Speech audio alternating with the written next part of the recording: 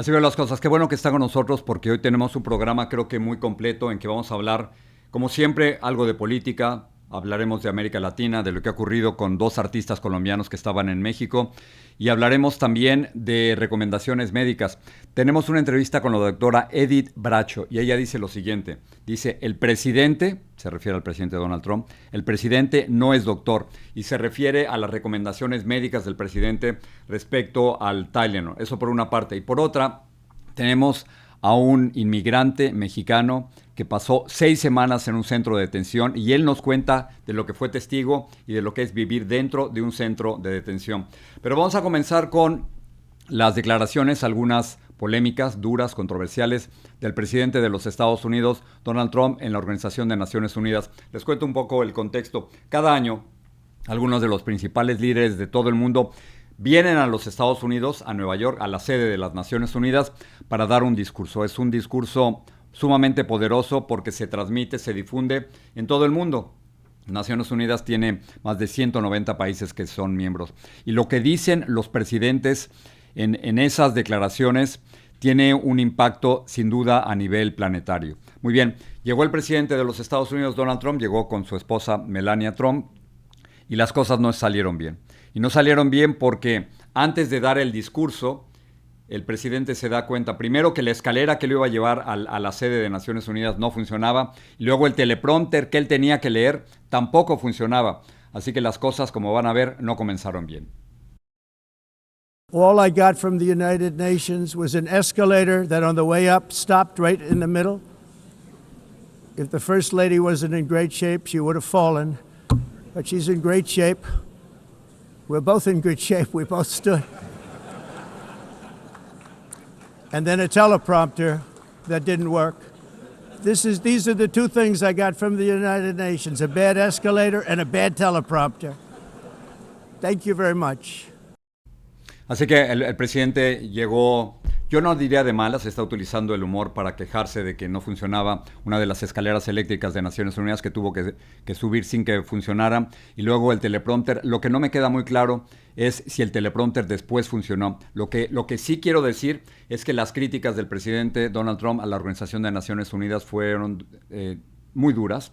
Él estaba cuestionando el propósito de Naciones Unidas. En términos generales, el propósito es muy claro, es la paz mundial, es la colaboración de todas las naciones, pero Naciones Unidas es un organismo internacional que funciona muy bien, no solo para evitar conflictos a nivel mundial, pero que funciona muy bien para la protección de niños, para la protección de los derechos humanos, para la salud, para la educación. Pero el presidente está cuestionando no solo para qué sirve Naciones Unidas, sino que Estados Unidos contribuye muchísimo más dinero que otras naciones para los proyectos de Naciones Unidas. Así que el presidente, una vez que empezó a hablar, y no estoy seguro si lo hizo con teleprompter o no, se fue directo en contra de la ONU. Later I realized that the United Nations wasn't there for us. They weren't there. I thought of it really after the fact, not during these negotiations, which were not easy. That being the case, what is the purpose of the United Nations? The UN has such tremendous potential. I've always said it. It has such tremendous, tremendous potential, but it's not even coming close to living up to that potential. For the most part, at least for now, all they seem to do is write a really strongly worded letter and then never follow that letter up. It's empty words, and empty words don't solve war. El presidente se pregunta cuál es el propósito de Naciones Unidas. Claramente, el propósito de Naciones Unidas, señor Trump, es la paz mundial. Ese es el propósito de Naciones Unidas. Pero la crítica del presidente es que se dediquen a hacer cartas, se refiere por supuesto a documentos que desde su punto de vista no terminan con las guerras en todo el mundo. El presidente continuó luego imponiendo o dando a conocer su visión sobre la migración, no solo en los Estados Unidos, sino en el resto del mundo. Y desde su punto de vista, el experimento de las migraciones, no solo en este país, sino en otras naciones, no ha funcionado y los costos, desde el punto de vista del presidente, son demasiado altos y los resultados son mínimos. Esto dijo el presidente sobre migración, no solo en este país, sino a nivel mundial. Greece, the number was 54%, and in Switzerland, beautiful Switzerland, 72% of the people in prisons are from outside of Switzerland. When your prisons are filled with so-called asylum seekers who repaid kindness, and that's what they did, they repaid kindness with crime. It's time to end the failed experiment of open borders. You have to end it now. See, I can tell you. I'm really good at this stuff. Your countries are going to hell. In America, we've taken bold action to swiftly shut down uncontrolled migration. Once we started detaining and deporting everyone who crossed the border and removing illegal aliens from the United States, they simply stopped coming. They're not coming anymore. We're getting a lot of credit, but they're not coming anymore. This was a humanitarian act for all involved because on the trips up, thousands of people a week were dying. Women were being raped. Nobody's ever seen anything like it. Raped, horribly beaten, raped. Las palabras del presidente son muy duras. Dice, sus países se están yendo al infierno. They're going to hell. Eso es lo que dijo en inglés. Porque el presidente equivocadamente, porque los estudios dicen otra cosa, el presidente equivocadamente está ligando migración con criminalidad. Y eso no es cierto. Todos los estudios que he leído, particularmente los estudios que se han hecho aquí en los Estados Unidos, claramente indican que los inmigrantes cometen menos crímenes que el resto de la población. Y lo mismo que ocurre aquí en los Estados Unidos es en otros países. Y el argumento es sumamente sencillo. Si alguien es nuevo, si alguien es extranjero y llega a un país, lo menos que quiere es problemas con la policía. Lo menos que quiere es cometer crímenes porque lo que quieren es salir adelante. Así que esta idea de ligar migración con criminalidad no solo es equivocada, sino que no está apoyada en evidencia. No hay datos al respecto. Pero el presidente Donald Trump en Naciones Unidas está tratando de hacer el argumento falso de que los inmigrantes cometen más crímenes y que esto está llevando a los países al infierno o going to hell. Pero es importante escuchar lo que dice el presidente y luego darse cuenta con documentos reales, con estudios reales en varias partes del planeta de que los inmigrantes no son culpables ni responsables de mayor criminalidad, ni los inmigrantes suelen terminar en mayor número que las personas de cada uno de los países en la cárcel. Los inmigrantes lo que menos quieren es meterse en problemas con la policía. Finalmente, el presidente hizo declaraciones de varios temas, pero habló sobre Palestina. Ayer en el programa hablábamos de cómo Gran Bretaña, Australia y Canadá habían reconocido el Estado de Palestina. Hay más de 150 países que están reconociendo el Estado de Palestina, pero Estados Unidos e Israel están en contra de eso porque desde su punto de vista favorecen al grupo terrorista Hamas. Aquí, Trump sobre Palestina. Now, as if to encourage continued conflict, some of this body is seeking to unilaterally recognize a Palestinian state. The rewards would be too great for Hamas terrorists for their atrocities. This would be a reward for these horrible atrocities. Instead of giving in to Hamas's ransom demands, those who want peace should be united with one message: release the hostages now.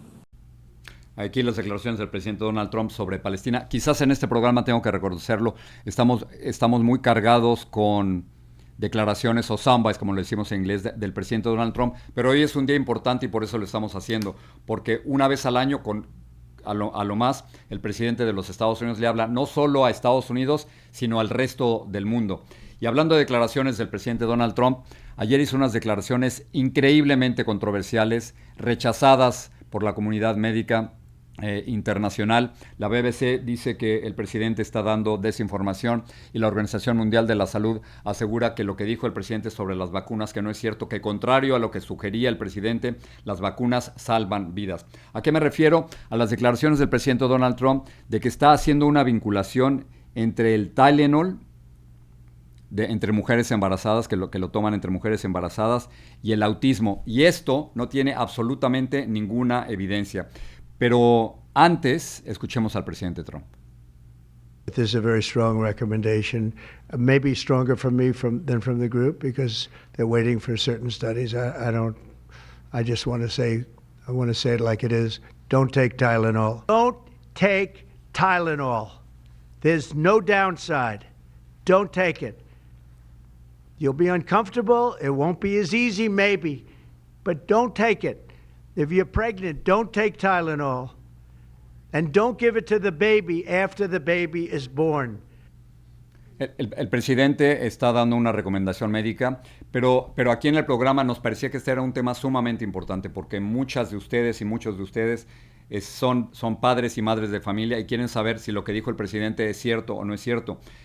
La información que tenemos es que no hay ninguna evidencia de lo que está diciendo el presidente es cierto y por lo tanto no queríamos basarnos solo en nuestra opinión, sino queríamos invitar a una doctora. Así que aquí en el programa invitamos a la doctora Edith Bracho, que va a estar con nosotros dentro de unos minutos.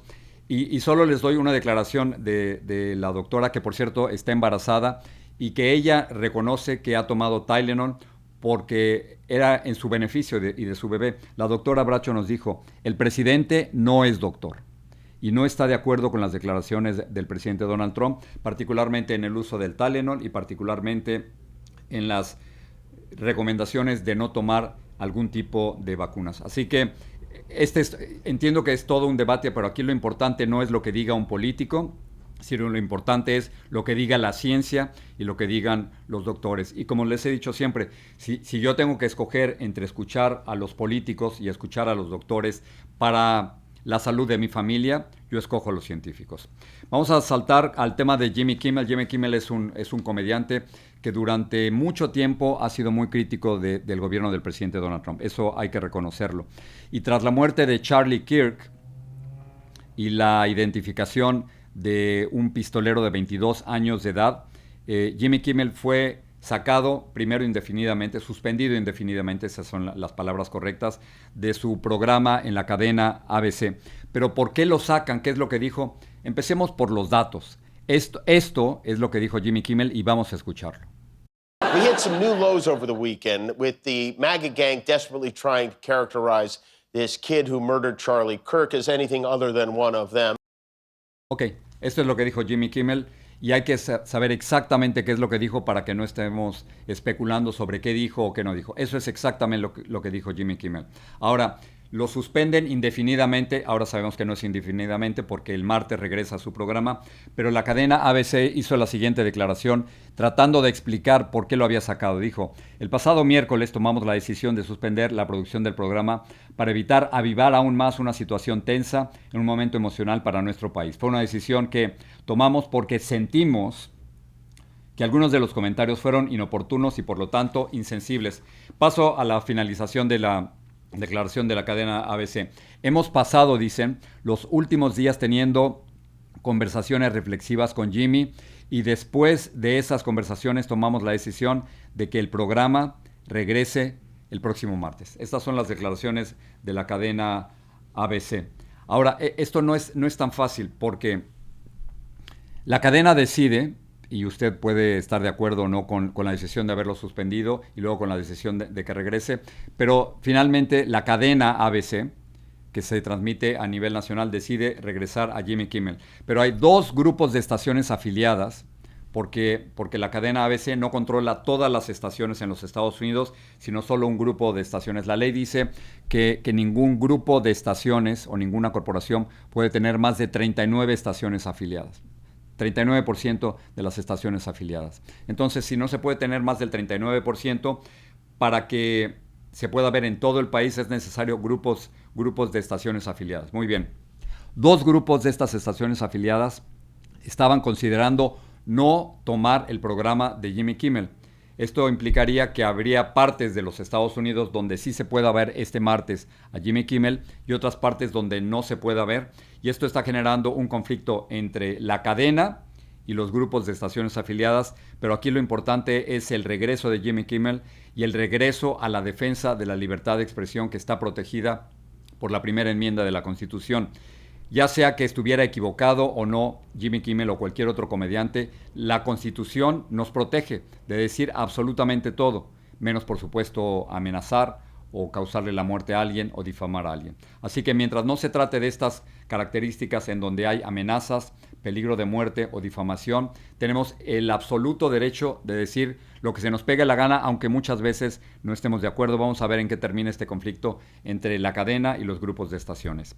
Seguimos con el tema de Charlie Kirk, el activista asesinado hace unos días, cuyo funeral fue impresionante. Yo decía que era un funeral político, religioso, casi un funeral de Estado. Y entonces algunos seguidores de Charlie Kirk, este increíblemente influyente líder conservador, activista que tiene millones de seguidores a través de las redes sociales, han decidido exponer y multiplicar la palabra de Charlie Kirk, y lo que están haciendo es que hay una lista aquí la tengo, hay una lista de lugares a donde oradores, periodistas y políticos van a ir a Minnesota, a Virginia, a Utah, a Montana, a Dakota del Norte, a Oklahoma, a Luisiana, y entre ellos hay por lo menos Tucker Carlson, que es uno de los líderes conservadores, oradores conservadores más conocidos. Megyn Kelly, ustedes la recordarán, ella estuvo trabajando en la cadena Fox y tuvo un enfrentamiento con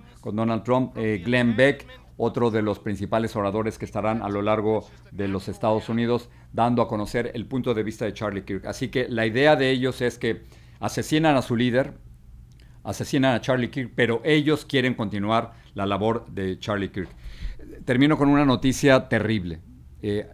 Hace poco les mencionábamos aquí en el programa el comunicado que hizo a través de la plataforma X del presidente Gustavo Petro de Colombia, pidiéndole a la presidenta de México, Claudia Sheinbaum, que buscara a dos artistas colombianos que habían desaparecido en México.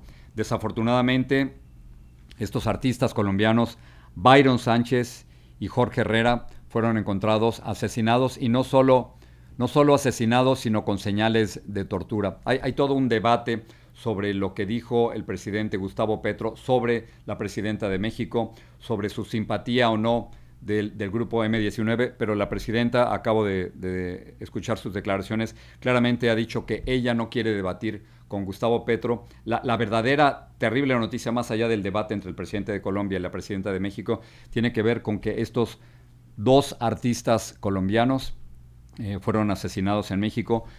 Y les doy un dato. Desafortunadamente esto no es una excepción.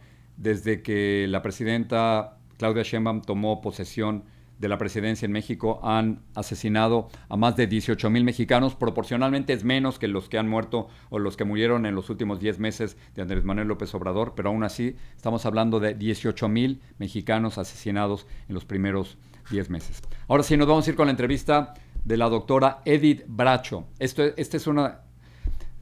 Cuando uno hace periodismo, yo lo entiendo como un servicio público. Y lo que creo que estamos haciendo aquí es un servicio público. Es cuando un político da una declaración médica y nos damos cuenta que la mayor parte de los médicos y los científicos no están de acuerdo con esa declaración médica del político. Así que cuando regresemos, en un momento, vamos directamente con la entrevista de la doctora Edith Bracho y sobre el uso o el no uso del Tylenol. Así ven las cosas. Vamos a hablar sobre las recientes declaraciones médicas del presidente de los Estados Unidos, Donald Trump. El presidente dijo que el acetaminofén o el Tylenol, o para los que hablan español y viven en América Latina, el paracetanol, según el presidente de los Estados Unidos, está vinculado o está relacionado al autismo.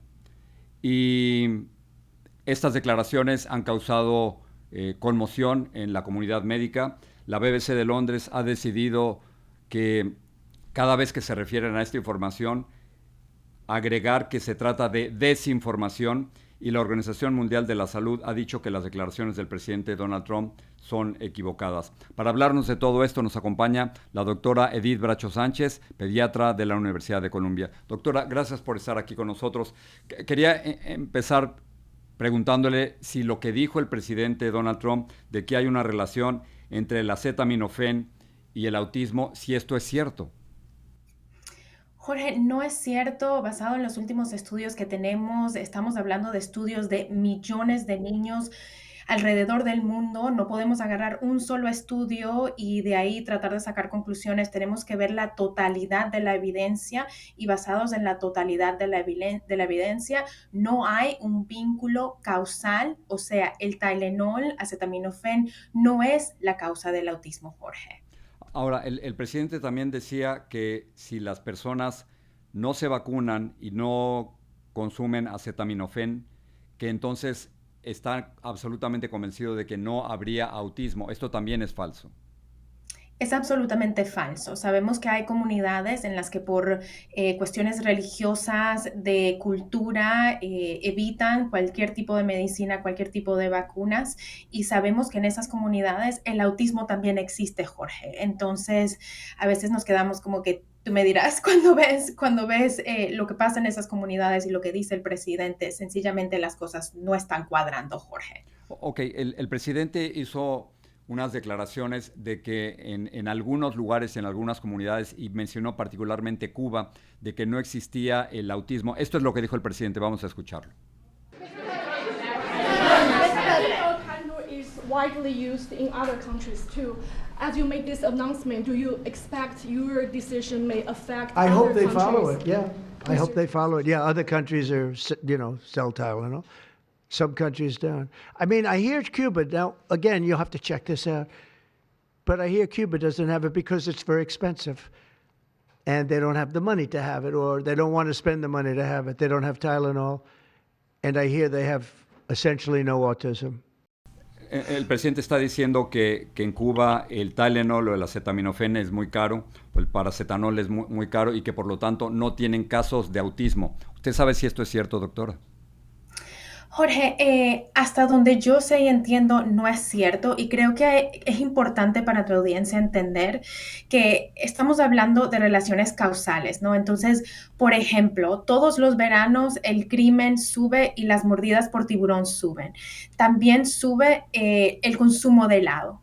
Entonces, uno diría, bueno, el helado sube, mordidas por tiburón sube, las cosas están relacionadas, y no es así, Jorge, no hay una relación causal entre una cosa y la otra. Entonces, no podemos decir que en Cuba, porque las tasas de autismo sean más bajas, las tasas de autismo diagnosticadas, cabe decir, porque no sabemos realmente qué se está diagnosticando, qué no, qué criterio están usando los médicos, qué otros factores ambientales hay, no sabemos qué factores genéticos hay. No podemos tomar dos cosas que vemos como observación y decir, bueno, pues entonces el Tylenol, como no se consume en Cuba, no está causando autismo en Cuba. No son así las cosas, no funciona así la ciencia, Jorge.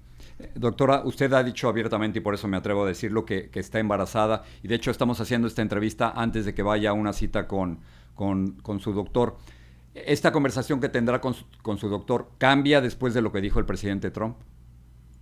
Jorge, no cambia, y yo sabía que este anuncio del presidente Trump y del RFK Jr. venían hoy. Hace un par de semanas yo me enfermé, Jorge. Yo estuve con un resfriado muy fuerte, me estaba subiendo la temperatura, y mi decisión fue tomar Tylenol para controlar mi propia fiebre, Jorge, sabiendo lo que sé como médico y como madre. Si tuviera que tomar esa decisión otra vez, la volvería a tomar Tylenol, y te explico por qué.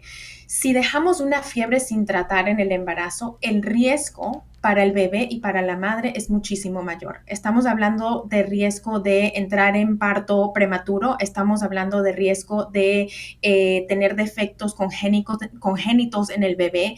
Entonces, dejar una fiebre sin tratar viene con riesgos muchísimo más altos que cualquier riesgo que pueda venir de tomar Tylenol en la dosis más pequeña y por el tiempo que uno lo necesita. Entonces, la conversación con mi médico no cambia. Mi recomendación a cualquier madre que esté escuchando tampoco cambia, Jorge. Quería preguntarle particularmente sobre las vacunas. El presidente también habló de las vacunas y dijo que las personas que no tomaban vacuna y no tomaban acetaminofén, que entonces no corrían el riesgo de autismo. Quiero preguntarle particularmente sobre las vacunas, porque después de la declaración del presidente Donald Trump, la Organización Mundial de la Salud dijo que las vacunas salvan vidas. ¿Siente usted que hay un movimiento en los Estados Unidos para que no se utilicen vacunas y es peligroso? Definitivamente, Jorge. Hay un movimiento liderizado lastimosamente por el gobierno de los Estados Unidos. Hay que decir las cosas como son, ¿no? Este movimiento antivacunas ahora tiene voz en el gobierno de los Estados Unidos. Es peligroso, Jorge. Sabemos que cuando las tasas de vacunación bajan, las enfermedades que son potencialmente mortales suben. O sea, es algo que está establecido por la ciencia, que ha estado establecido por décadas. Me ha tocado ver sarampión, he trabajado en Latinoamérica, me ha tocado ver polio, me ha tocado ver estas enfermedades que en los Estados Unidos tenemos tiempo sin ver porque las vacunas han estado funcionando, pero parece que aquí se nos olvida el riesgo que nos traen esas enfermedades y pues como médicos estamos esperando a ver qué va a tener que pasar para que este país reaccione, Jorge. Ok, entonces su recomendación como doctora es no hacerle caso a lo que dijo el presidente sobre cuestiones médicas, sobre el acetaminofén, ni hacerle caso sobre las vacunas. Así es, Jorge. El presidente no es médico y lastimosamente lo que él dijo ni siquiera cuadra con lo que la FDA mandó a los médicos después de la conferencia de prensa. Entonces, lastimosamente tenemos que confiar en nuestros propios médicos que nos conocen, que están siguiendo la ciencia, en las organizaciones médicas. Yo estoy siguiendo las recomendaciones de las organizaciones médicas como mujer embarazada y como médico. Y eso es lo que le recomiendo a la gente en casa que haga, porque el presidente no es médico, Jorge, así de sencillo. Y entonces lo que dijo el presidente pudiera ocasionar enfermedades o incluso la muerte en otras personas. Yo sí creo, Jorge. Lastimosamente este gobierno, no solo el presidente, sino todos los que lo han apoyado, porque la responsabilidad es compartida. Yo sí creo que él tiene mucha responsabilidad en cómo se está regando esta desinformación, pero al mismo tiempo la responsabilidad no es solo suya, también es de todos los que lo están apoyando en estos momentos a decir semejantes barbaridades que no están apoyadas por la ciencia. Y cuando veamos que ciertas enfermedades están en aumento, pues lastimosamente, Jorge, vamos a saber quién es el responsable. La doctora Edith Bracho Sánchez es pediatra de la Universidad de Columbia. Doctora, gracias por estar aquí, le agradezco tanto y sobre todo que nos haya hablado con tanta honestidad. Claro que sí, Jorge, un placer, es importante en estos momentos. Gracias. Así veo las cosas, esta es una de esas historias que todos debemos conocer porque podríamos haber sido protagonistas o testigos de lo que ocurrió. La mañana del 14 de agosto, Ángel Minguela Palacios estaba haciendo su última entrega del día. Él le entregaba fresas a una casa de té en Little Tokyo. Esto es una de las áreas de la ciudad de Los Ángeles y de pronto lo detuvieron. El gobierno de los Estados Unidos le llama a este tipo de detención daño colateral o arrestos colaterales. Pero exactamente, ¿qué fue lo que pasó con Ángel y cuáles son las posibilidades legales de que todo se resuelva? No solo eso, Ángel durante 6 semanas se convirtió en testigo de lo que ocurre dentro de los centros de detención y lo que vio es muy impactante, es muy duro. Ángel Minguela Palacios se encuentra aquí conmigo. Gracias, Ángel, por estar aquí. Y abogado Alex Galvez, abogado de Ángel, también está con nosotros. Gracias a los dos por estar aquí. Ángel, déjame comenzar con lo más básico. Ese 14 de agosto usted estaba repartiendo fresas en Little Tokyo, en Los Ángeles. ¿Y qué fue lo que pasó? Oh, sí, pues mira, exactamente así como tú lo comentas. Ese ya era mi último delivery ahí, mi último punto. Yo empiezo a bajar la mercancía, lo que traigo, la que voy a entregar ahí. En ese momento no hay nadie, la calle está vacía. Yo no me doy cuenta de que están ahí, o sea, gente del ICE. Yo bajo la mercancía y en eso me meto a la cabina de la VEN que yo manejo. Y nada más escucho que me tocan en la parte trasera de la VEN y cuando volteo pues es personal vestido militar. Y en la parte de enfrente me doy cuenta que dice Border Patrol. Me acerco a él y me pregunta mi estatus legal. Yo en ese momento yo traía una tarjetita roja que nos repartieron en la que tenía nuestros derechos como ciudadanos migrantes, ¿verdad? La persona la toma y en español me dice, oh no, esto no me sirve para nada, y me la regresa así en forma fuerte, arbitraria. Y me empieza a hacer preguntas sobre mi estatus legal, mi nombre, y yo opto por no contestarle. Yo le digo, no voy a contestar. Entonces él vio que yo traía en mi cartera mi licencia y me la exige, me dice que se la proporcione. Y yo pues se la doy para no tener problemas, conflictos, porque pues ya ves que ellos usan la fuerza, ¿verdad? Y ya empieza a checar una computadora que tiene y ya nada me dice, ok, voltéate y me proceden a ponerme las esposas. Eso fue lo que ocurrió ese día en la mañana, pues. Abogado Alex Gálvez, ¿es esto legal? ¿Se puede detener a alguien en la calle, en las calles de Los Ángeles sin una orden de detención y sin que los agentes se identifiquen? No, no, técnicamente no es legal, pero recuerden, con esta administración y con el fallo de la Corte Suprema ya dicen que pueden usar el perfil racial para efectuar estos arrestos, detenciones. Técnicamente no es legal porque bajo la cuarta enmienda tienen que tener una orden firmada por un juez para entrar a su casa, a un carro, y tienen que tener esa orden para efectuarlo, pero desgraciadamente con la nueva administración y la nueva política pueden efectuarlos sin violar los derechos de los inmigrantes. La Corte Suprema dijo que pueden usar el censo común, que tiene que haber tantito más y simplemente basado en lo que estaba haciendo era suficiente para efectuar. No era detención, pero estaba preguntando y tienen el derecho de preguntar el estatus migratorio, cómo eres, de dónde eres y todo eso, y eso es suficiente legalmente. Abogado Gálvez, ¿hizo lo correcto Ángel al darle solo una tarjeta y negarse a hablar con los agentes? Sí, absolutamente. Él tiene derecho de mantenerse silencio. Es el trabajo de inmigración de los oficiales de ICE de comprobar que está aquí indocumentadamente. Él tiene derecho a mantener silencio para protegerse y es lo que hizo. Pero desgraciadamente ya cuando los llevan detenidos y ponen sus huellas dáctiles en una máquina, ahí pueden saber el estatus inmigratorio y eso es lo que en verdad efectúa, lo que inicia el procedimiento de deportación. Ángel, usted estuvo en una hielera, así es como le llaman, ¿no? Creo que un centro de detención muy frío, un centro de detención en Los Ángeles conocida como B18. ¿En qué condiciones estuvo? Sí, mira, inicialmente estuve ahí en Los Ángeles, exactamente en el centro de detención de ahí, en Los Ángeles. Sí, son cuartos fríos, la verdad, son cuartos fríos, alumbrados las 24 horas, en ningún momento apagan la luz. Nos tienen durmiendo en pleno cemento dormimos, ¿verdad? Lo que les comento es que nos meten en unos cuartos muy pequeños, como de 8 por 8, y ahí meten a 40 personas. Las tazas, el inodoro, está ahí mismo adentro, y la verdad, pues tienes que hacer tus necesidades enfrente de todo, o sea, no hay forma de tapársela. El baño no tiene puertas, no tiene una cortina, y en la noche para dormir uno mismo utiliza los tenis, se los pone de almohada, y no hay una colchoneta, no hay cobijas, no hay nada, no existe.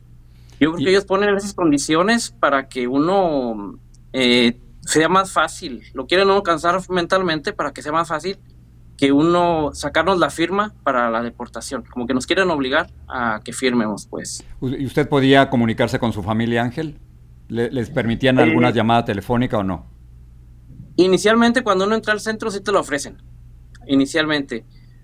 Pero ya cuando estoy encerrado en el cuarto, ese frío, uno solicita y unos oficiales se niegan, dicen que hasta el próximo turno, y luego llega el próximo turno y les dice, oiga, una llamada telefónica, y dicen, no, es que vamos a dar de comer, hay que esperar al siguiente, y a lo mucho puede hacer una llamada más o otras dos, pero es muy difícil ya estando ahí, es muy difícil. Entonces, usted estuvo ahí 6 semanas, Ángel, ¿correcto? No, ahí fueron, en ese centro de detención, inicialmente en Los Ángeles, fueron 6 días. Okay. Porque de ahí fue llevado a otro centro de detención en Arizona. Ahí ya fueron como 4 semanas más. ¿Y el centro de detención de Arizona era distinto en las condiciones que el de Los Ángeles? Ya ahí es una prisión. Ya desde que llegamos, fíjate, ya definitivamente es una prisión ahí. Las condiciones sí son diferentes. Ahí sí, para que veas, sí son prisiones de 50 personas con 25 celdas. Ya cada celda sí tiene una colchoneta, el baño cada celda tiene un baño ahí. Mira, ahí tenemos como unas 3 teles ahí, sí nos ponen como distracción, como un juego, cartas, algo así por lo parecido.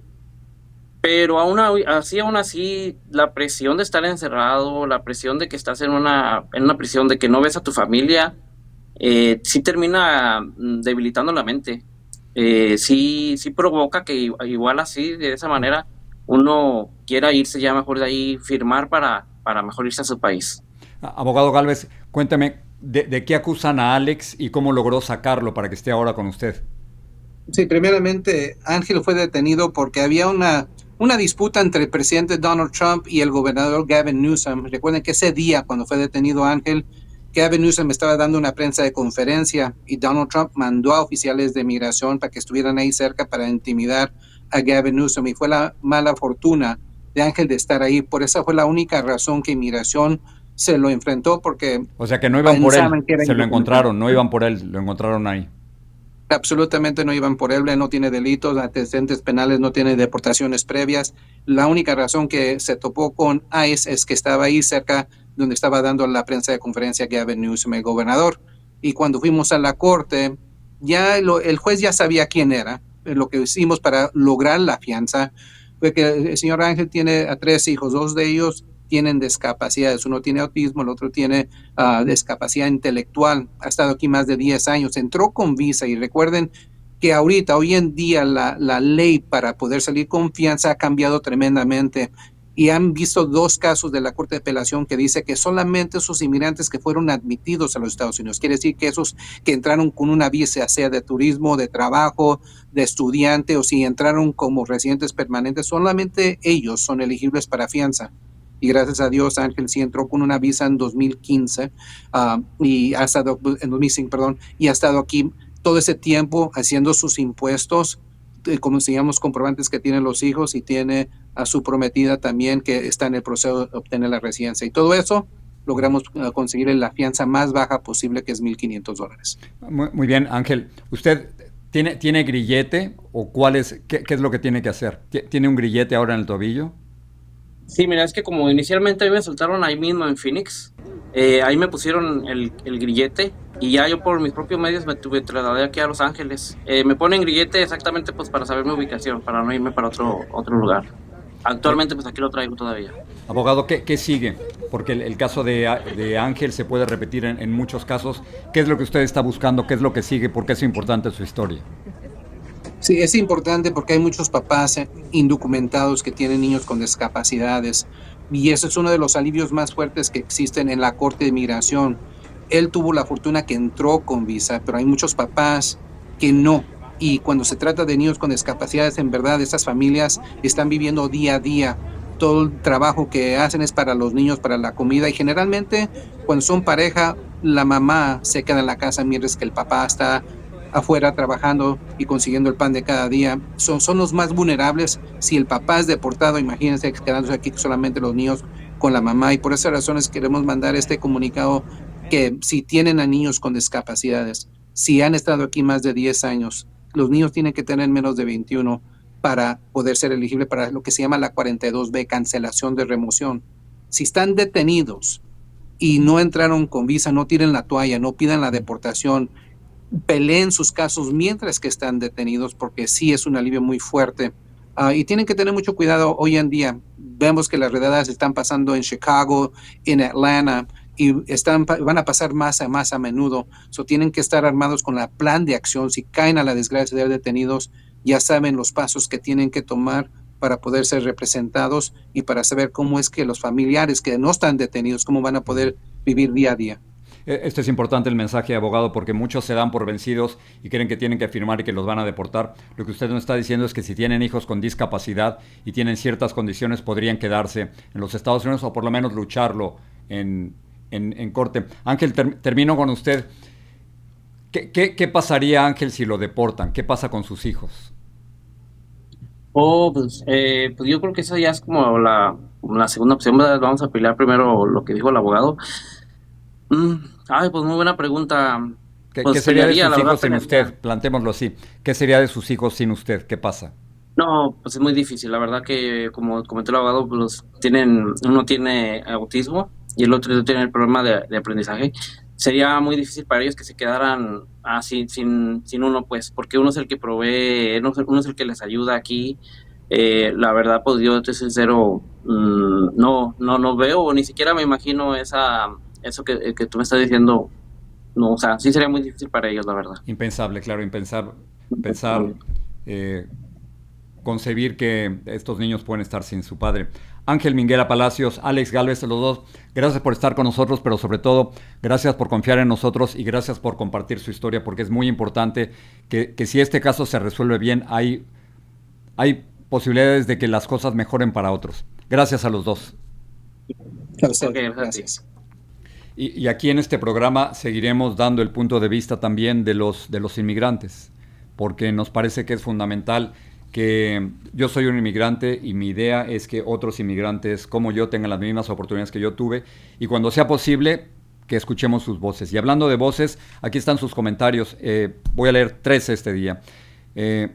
Mori Morales dice lo siguiente: gracias por este medio de comunicación, solo le pido a Dios que siempre diga la verdad y no la mentira. Eso es exactamente lo que estamos tratando de hacer aquí, buscar la mejor versión de la verdad que nosotros podamos encontrar. Y cuando nos equivoquemos, y créanme que me voy a equivocar y muchas veces haremos una corrección porque lo que nos interesa es que la información que tú recibes aquí sea verídica. Eso es lo único que nos interesa. Evelia Luna dice, Franklin Camargo, ¿se acuerdan? Ayer Franklin estuvo con nosotros, es un estupendo, extraordinario comentarista conservador, y dice, Franklin Camargo, admiro tu madurez a tan temprana edad, piensas y tienes las respuestas concretas, realistas que muchas personas de edad como Jorge Ramos. A ver, Franklin y yo no estamos de acuerdo en casi ningún punto de vista, pero admiro a Franklin. Me parece que es un gran analista, es un muy buen periodista. No le gustan decir cosas que no sean ciertas y no estamos de acuerdo en migración, ni estamos de acuerdo en el aborto, ni estamos de acuerdo en las personas transgénero, ni en el uso de armas, pero creo que lo importante, particularmente después de la muerte de Charlie Kirk, es que tengamos conversaciones totalmente abiertas sobre todos los temas, aunque no estemos de acuerdo, y creo que eso solo ayuda al crecimiento de la democracia en este país, en español, y lo estamos haciendo en español. Termino con Marisela Castro, dice, saludos Jorge, me gustaron mucho todos los temas y me identifiqué mucho con Josette. A mí me llevó 5 años aceptar que mi esposo había fallecido. No olvidas, te acostumbras a vivir con el dolor. Muchas gracias. Les recomiendo el libro de Josette Rivera, lo pueden encontrar en Amazon o en las redes sociales. Es un libro en que Josette habla sobre el dolor, sobre la muerte y sobre el duelo y cómo no estamos acostumbrados a hablar de eso y en las familias latinas tenemos, iba a decir la obligación, pero sería bueno que estuviéramos dispuestos a hablar de absolutamente todos los temas, particularmente cuando alguien pierde a una madre, a un padre o a una pareja. Gracias por estar con nosotros, creo que es un programa completo, porque de eso se trata, no de hablar de todas las noticias, sino de hablar de estas noticias importantes y cómo te afectan a ti y a mí. Gracias, hasta la próxima, así veo las cosas.